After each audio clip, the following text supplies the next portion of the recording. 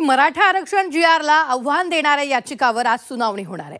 मराठा समाजाला ओबीसीतून आरक्षण देण्यासाठी घेण्यात आलेल्या सरकारी निर्णयाला मुंबई उच्च न्यायालयात आव्हान देण्यात आले। सरकारच्या निर्णयाविरोधात विविध संघटनांनी याचिका दाखल केल्या असून यावर मुख्य न्यायमूर्तींच्या खंडपीठासमोर सुनावणी होणार आहे। याच संदर्भात ताजे अपडेट देत आहेत आपले प्रतिनिधी कृष्णात पाटील। कृष्णात, तर यावेळी महत्त्वाची सुनावणी पार पडणार आहे, काय ताजे अपडेट?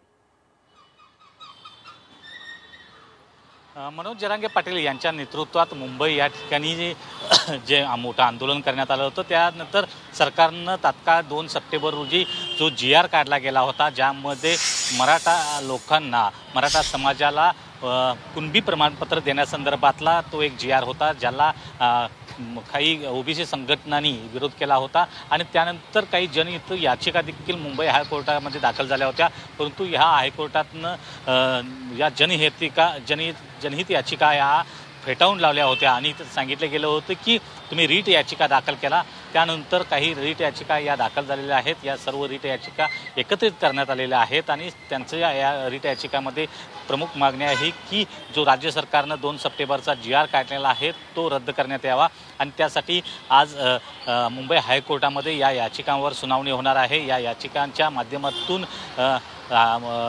जे काही ओबीसी संघटना आहेत त्या गेलेल्या आहेत आणि राज्य सरकारच्या विरोधात ह्या संदर्भातली याचिका जी आहे ती दाखल करण्यात आलेली आहे आणि कुठल्याही परिस्थितीमध्ये हा जीआर रद्द करावा अशी प्रमुख मागणी आहे। परंतु आज प्रत्यक्ष सुनावणीच्या दरम्यान नेमकं काय काय मुद्दे उपस्थित होतात ते पाहणं गरजेचं आहे। त्याचबरोबर काही हस्तक्षेप याचिका देखील यामध्ये दाखल होऊ शकतात। मराठा समाजाच्या वतीनं राज्य सरकार आपली भूमिका या संदर्भात काय मांडतं, कोणती भूमिका घेतं आणि आपली जो 2 सप्टेंबरचा जो निर्णय आहे तो कशा प्रकारे योग्य आहे, हे कोणत्या कोणत्या मुद्द्यांच्या माध्यमातून राज्य सरकार मांडतं याला देखील अत्यंत महत्त्वाचं आहे। कारण गेल्या काही दिवसांपासून ओबीसी संघटना देखील आक्रमक झालेल्या पाहायला मिळतात। नागपूरमध्ये देखील मोठ्या मोर्चाचं आयोजन करण्यात आलेलं आहे आणि त्या दृष्टिकोनातून राज्य सरकारची नेमकी भूमिका हायकोर्टामध्ये काय येते हे देखील पाहणं महत्त्वाचं असणार आहे।